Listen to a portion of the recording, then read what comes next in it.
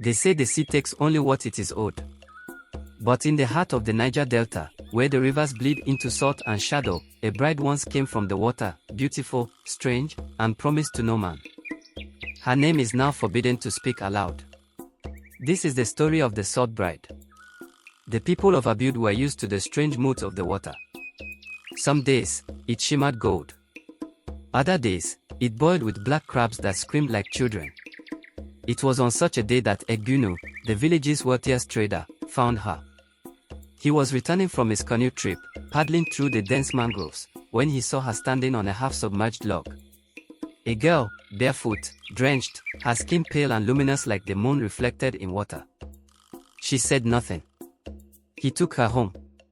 Egbunu, to the village. I found her in the river. She has no name, no home. The gods have sent me a gift. He named her Amana, meaning gift from above. But the river priestess, Ain, did not smile. Iwayeni, to herself. Salt water never gives without a cost. Amana was beautiful in a way that disturbed. Her skin was cold to the touch.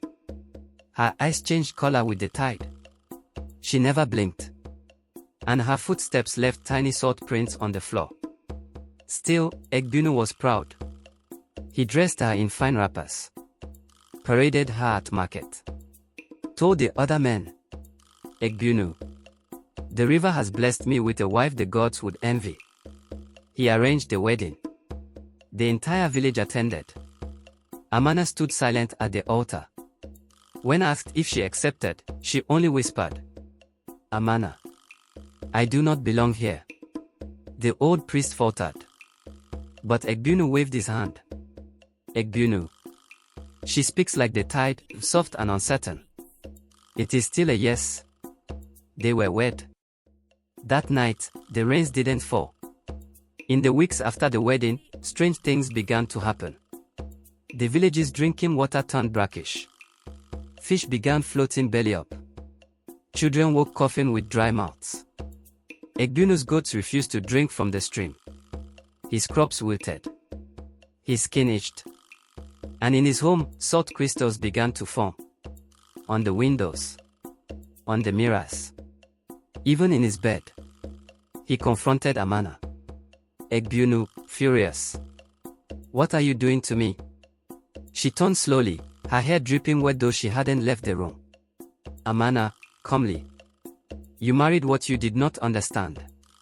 Egbunu. I gave you a home. Amana. And I gave you warning. She smiled, a cold, ocean smile. The mirror cracked behind her. Children began calling her the ghost bride. She walked through the market but left no shadow in the sun. She bathed in the river, but the water retreated from her touch. Egbunu, now sick with salt sores and bleeding gums, went to the river priestess Ain. Ain. She is not a woman. She is a promise broken. The river does not forget. Egbunu, desperate. Help me. Undo what I have done. Ain. Then return her. Or she will turn your bones to dust and your blood to brine. That night, Egbunu tried to send Amana away. But she was already gone. The villagers awoke to screams. Egbunu was found dissolved in his home, nothing left but his gold jewelry and a mound of salt. His house had flooded overnight, though no rain had fallen. At the center of the room stood Amana, in her wedding wrapper, eyes like storm clouds.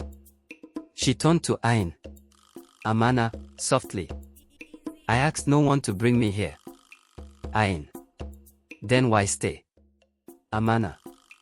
Because I was loved, even if falsely. And now I cannot return. The river has sealed me out. She walked into the creek. But instead of sinking, she began to crystallize. Salt rose along her arms, her chest, her face. She became a statue of salt, staring forever toward the delta. From that day on, the village of Abiud changed. The river never flowed sweet again. Couples who married near water had whispers at night. Every 7 years, a woman dressed in white would be seen at the edge of the mangroves, her skin gleaming, her eyes hollow. No one dared approach. A shrine was built where Egbunu's house once stood. A pile of salt was kept there always, surrounded by offerings, pearls, combs, mirrors, and tears. And every child was told, "Never marry where the river returns." 100 years passed. The salt statue withered, faded, then disappeared. But a fisherman's boy once claimed he saw her at low tide, Amana, kneeling in the shallows, combing her hair with a bone comb, singing in a language no longer spoken. He never returned to shore.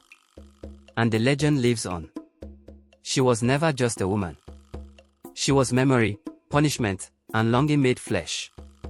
The salt bride of the Delta.